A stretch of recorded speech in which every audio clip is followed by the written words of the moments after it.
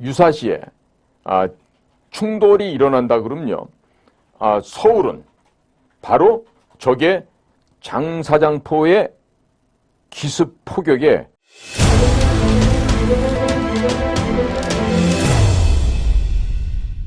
이러는 가운데서 우리가 지금 조심을 해야 될 게 있죠. 뭡니까? 바로 우리 머리통 위에서 핵무기를 만들고 지금 장난질 치고는 이북의 저 성냥이들입니다. 그러니까 지금 하마스가 이스라엘의 허점을 노려서 이렇게 때려치는데요.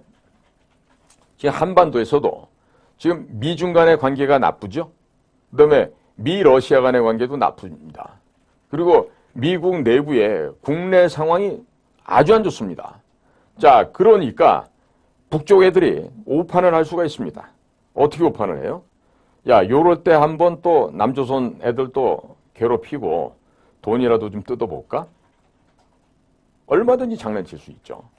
자, 그런데 제가 지난번에도 그 7월 27일 날 그 누굽니까? 그 러시아 쇼이구 국방부 장관하고 중국의 그 전인대 부위원장이 왔다 갔죠. 그렇게 하면서 어떻게 했죠? 모종의 협의가 진행이 됐어요. 그래서 제가 그때 말씀드렸지만 미그 15나 미그 19기를 개조해서 그것을 UAV, 무인기로 전환하는 겁니다. 그렇고 그 안에다가 폭탄을 집어넣어서 마치 그 2차 대전 말에 일본 애들이 그 미국 군함을 향해서 그 폭탄을 싣고 그냥 가서 돌진하면서 배랑 충돌해서 폭파하는 그런 그 가미까제 공격을 지금 하기 위해서 북에서 준비를 하고 있어요. 그리고 상당 부분 러시아 국방부나 러시아 군에서 그것을 도와줄 것 같습니다. 지금 그래서 지금 평안도 가면 구성이라는 데가 있어요.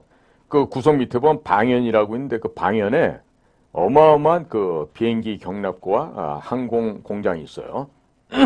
그런데 이제 그런 곳에서 방연 비행기 창 같은 데서 기존에 있던 미그 15나 미그 19 이런 그 오래된 낡은 비행기들을 개조해서 지금 무인 비행기 테러용으로 지금 전환하고 있죠. 그래서 러시아에서는 지금 뭐 수호이 35 이런 비행기들이 아주 그냥 엄청나게 초현대화돼서 지금 날아다니지 않습니까? 그래서 이제 러시아에서도 그 전시용으로 놔뒀던 그 미그 15, 미그 19 이런 거 낡고 노후화된 이런 예전 비행기들을 북에다 지금 넘기는 것 같습니다. 그래서 그거를 북의 당 조직 지도부에서 보고서를 써서 이렇게 해서 이미 뭐 강령적인 지도자 동지의 지휘 방침 이래 갖고 헛소리를 하고 있는데 안 될 말이죠.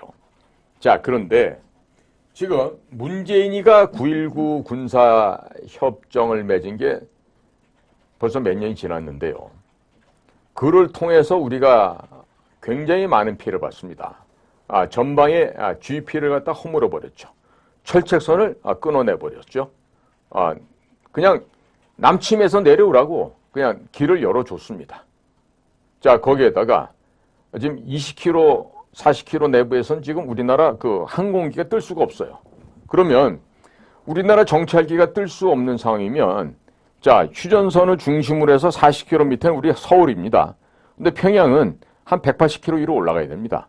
자, 그러면 만약에 유사시에 충돌이 일어난다 그러면요. 서울은 바로 적의 장사장포의 기습 포격에 사정거리 안에 들어옵니다. 자, 거기에다가 각종 그 미사일, 중단거리를 쏴대고 섞어서 포탄도 날리고 장사장포, 우리 보통 그 다련장포라고 하죠.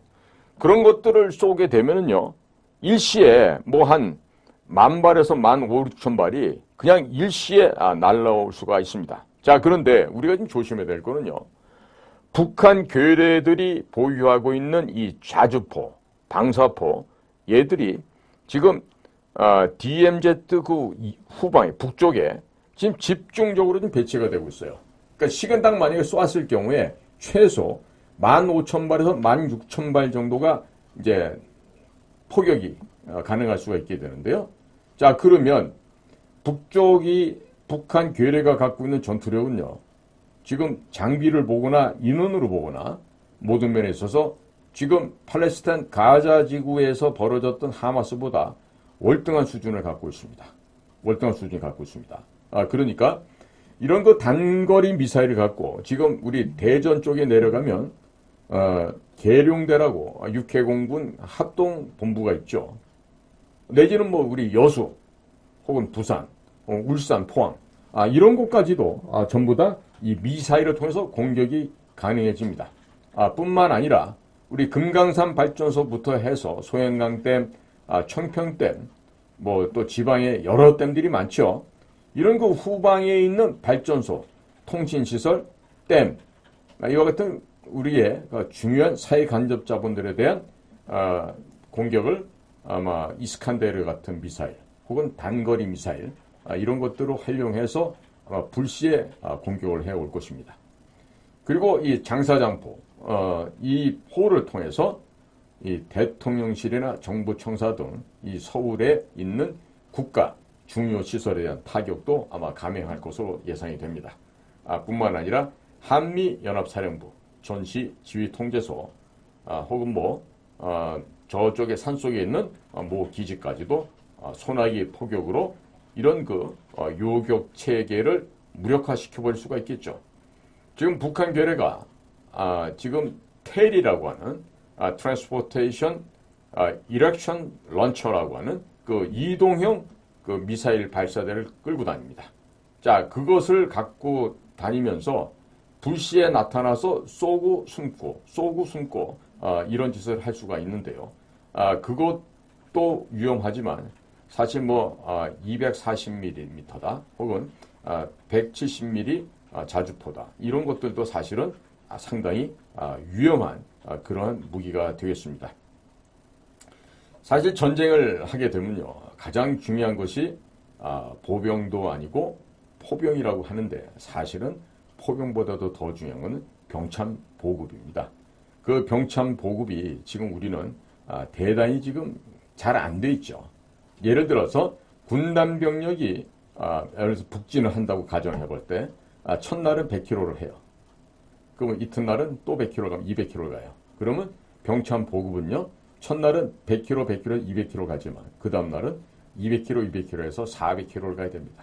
자, 이런 식으로 해서 사실은 이 보급을 담당하는 병참 수송 역량을 지금의 능력보다는 한 10배 정도 이상 강화를 해야지 이 땅에서 전쟁이 만약에 일어나더라도 그것을 감당할 수가 있습니다. 자, 그런데 이런 그 포격 기술 말고도요, AN2라는 이 쌍엽기 아시죠? 저고도로 날아다니면서 침투하는 겁니다. 지금 엔진을 끄고 일종의 패러글라이딩 타고 넘어오듯이 이렇게 하는 거고, 쌍엽기니까 위에 날개, 아래 날개 사이에 전투요원들이 서서 끈으로 묶고 그대로 오다가 바로 그냥 저고도에서 뛰어내리는 그와 같은 침투 방법이 되겠는데, 이런 것으로 할 수 있는 북한 괴뢰가 보유하고 있는 인원은요, 대략 특수부대가 경보병 여단 및 특수팔군은 도대체 한 20만 명 정도 됩니다. 만약에 그 20만 명이 들어온다 그러면은 좀 기쁘지 않은 일이 생겨날 수 있습니다. 그리고 이런 그 특수부대원들을 통해서요, 후방 지역을 침투해서 우리나라 그 후방을 갖다 교란시켜서 일시에 괴멸시키려고 하는 것이 지금 북쪽 애들의 작전 계획인데요. 사실 그거만큼 또 위험한 게요, 얘네들이 그 무인기를 갖고 제가 말씀드렸죠, 지금 드론으로 만든다고요. 거기에다가 탄저균이나 혹은 장티푸스, 콜레라균 같은 그러한 그 병원균을 넣어서 살포할 수가 있어요. 지난 연말 12월 30일인가요?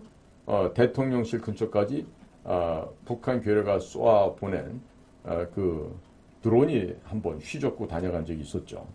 마찬가지로 지금 이 하마스가 이스라엘을 갖다가 불시에 기습 공격한 것을 보고 우리도 여기에 대해서 만반의 준비를 해야 됩니다. 그런데 제가 볼 때는 우리나라의 헌법에 먼저 얻어맞아야 반격을 할 수 있게끔 돼 있어요, 보니까. 근데 앞으로 그거 좀 바꿔야 된다고 생각합니다. 왜 그러느냐? 지금 무슨 북에서 미사일을 발사하거나 뭐 도발 징후가 보이면 뭐 원점 타격합니다. 뭐 이러고 저러고 또 뭐 성명서도 하고 그러죠? 그런데 그 자유는 공짜로 얻어지는 게 아니란 말이 있지 않습니까? 그런데 우리나라는 너무나 이 자유를 공짜로 먹으려는 사람들이 많아요. 그냥 공기 중에 있는 이 공기, 돈 안 주고 숨 쉬듯이 또 우리나라처럼 금수강산에 이 깨끗하고 이 양질의 물을 아무 데서 이렇게 물 먹을 수 없습니다. 그런데 그런 것들 갖다가 감사한지 모르죠.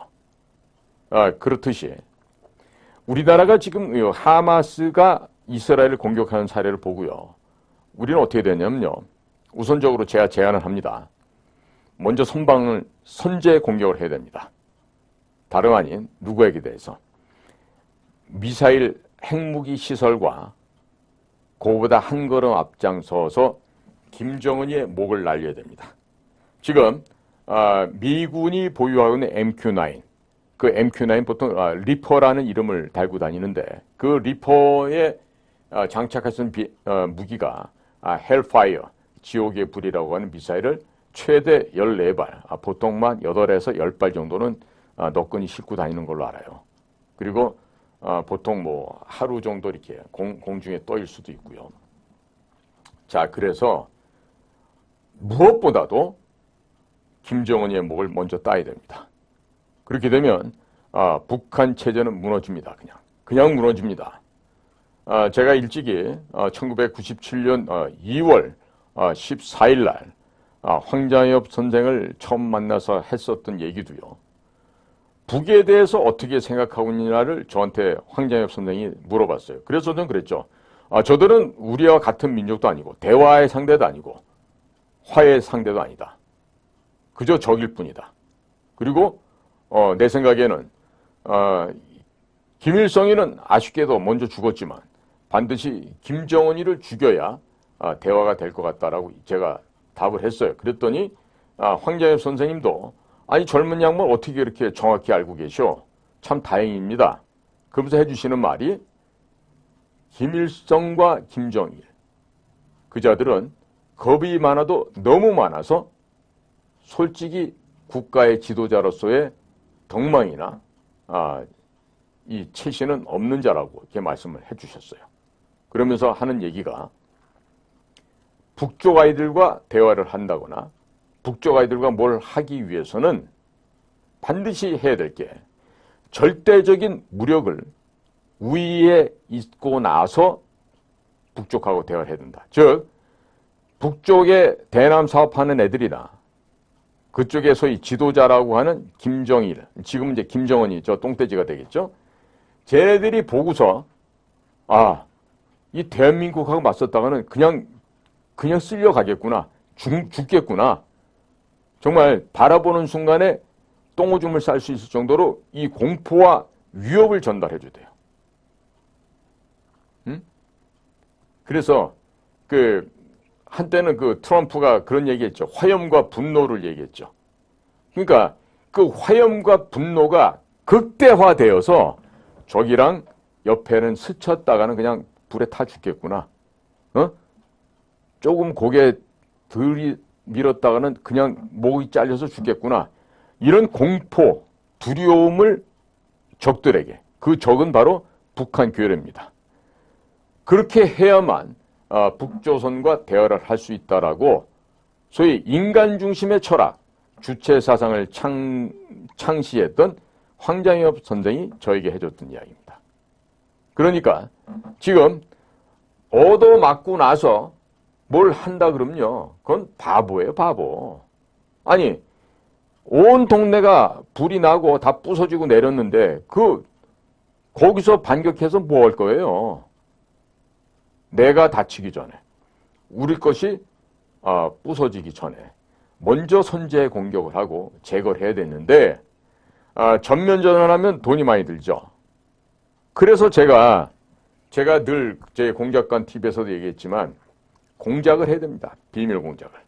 그리고 이 비밀 공작은 반드시 군 특수 부대와 함께하는 파라밀리터리 오퍼레이션. 그 좀 더 나가면 이게 파라밀리터리 오퍼레이션이 준군사 작전인데요. 더 나가면 여기서 이제 클랜다스틴 오퍼레이션, 커버트 오퍼레이션 해서 비밀 공작 사업으로 또 더 진전을 하게 되죠. 그래서 지금 지난 2011년 4월 30일 저녁에서 5월 1일로 넘어가는 그 밤에 네튠 스피어 오퍼레이션이 파키스탄 모처 아보타카바든가요? 그 지역에서 진행이 됐었습니다. 자, 그때 들어갔던 요원들이 미국 언론에서는 네이비 실, 팀 6다, 무슨 데브 그루다 이런 얘기를 하지만 좀 저는 다른 견해를 갖고 있습니다. 네이비 실 출신이거나 아니면 그린베라 출신이거나 델타 포스이거나 아니면 머린이거나 이 모든 특수부대 요원들은 자발적으로 미국의 CIA 안에 있는 SOG, 스페셜 오퍼레이션 그룹에 어플라이 할 수가 있고요. 그 다음에 별도로 운영하는 SAD, 스페셜 액티비티 디비전 혹은 SAC, 스페셜 액티비티 센터라고 하는 인간 병기들만 모여서 하고 있는 그런 조직이 있습니다. 지금 모사드가 이번에 하마스 덕분에 상당히 지금 체면을 구겨서 지금 망신살이 뻗치고 있는 것 같은데요. 지금 미국은요, 이거 외에도 ISA라고 하는 조직을 갖고 있어요. 그래서 백악관 대통령실에서 얘기를 하면, 명령을 내리면 5분 내에 출발해서 적들의 목을 벨 수 있게끔 항시 24시간 365일 대기하고 있는 그런 인간 살인 병기들이 있어요. 그러니까 우리도 그러한 조직을 운영을 해야 돼요. 지금처럼 정보기관이 앉아가지고 조사나 고치고 토시나 고쳐가면서 그게 마치 정보 업무인 양 착각하고 있는 나약한 자들에 의한 간신들, 내시 십상시들이 운영하는 정보 조직이 아니라 그야말로 탑 오브 더 탑, 와일드 오브 더 와일디스트, 가장 강하고 거친 야생의 전사들이 그 호랑이 목소리같이 포효하고 사자처럼 늠름하게 전선을, 현장을 누빌 수 있는 그런 공작기관으로, 정보 공작기관으로 거듭나야 됩니다. 자, 그래서 북의 공격을 두려워한다라면 미리 대비를 하고 먼저 선제 공격을 해서 적의 심장을 파내야 됩니다. 과거 이스라엘 모사드에 국장을 했던 메이어 다간이라는 인물이 있었습니다. 메이어 다간. 뭐 찾아보시면 아마 그 인상을 보는 순간에 정말 인간 살인 병기구나, 저승사자 같은 느낌이 딱 들어오실 거예요. 인상하며 머리 빠진 거 하며. 그런데 우리나라도 그런 메이어 다간 같은 용맹스러운 자가 정보기관의 수장으로 와야 되는데 아직까지 그런 적이 없어요. 보십시오. 육사를 나왔다 그러면 이종찬, 그 다음에 무슨 천용택, 임동원, 난쟁이 똥자루만한 것들이 와갖고 잘 뛰지도 못하는 것들이 국정원장으로 오고 나중에는 더 심한 사람들도 오죠. 육사 출신 중에선. 할아버지가 돼서 참 입에 거론하기도 뭐한데, 자, 어지간에 이런 식으로 북의 공격을 두려워해서 되겠습니까? 북의 남침 기습이 두려우십니까? 그러면 먼저 제거를 해보시죠. 그리고 이 일은요, 누구나 할 수 있는 일은 아닙니다. 누구나 할 수 있는 일이 아닙니다. 죄송합니다만은 우리에게는 그 일을 할 수 있는 사람들이 있습니다. 어떻게인지 아세요? 바로 인간 병기 혹은 살인 병기, 영어는 lethal weapon이라고 얘기하는데요. 그러한 인간 병기들이 있어요. 그 사람들을 충성심을 요구할 게 아니라 그 노력하고 수고하는 것만큼 품삯을 줘가면서 활용하면 돼요. 그리고 그 겁쟁이들 책상 물림해서 이제 보고서나 고치고 조사나 고치고 하는 이런 아저씨들 말고요. 진짜 싸울 줄 아는 사람. 그 제가 예전에 얘기를 했지만 지금 이진삼 대장님이 그 지금 연세가 좀 많으시지만 그 이진삼 같이 그 정보사에서 자, 이 정말 뼈가 근육이 굵고 휴전선 넘어가서 북한 인민군들 목도 따고 말이야. 귀도 코도 베어오고 그 정도 되는 용기와 담력이 있는 사람이 정보부의 수장이 되어야 돼요.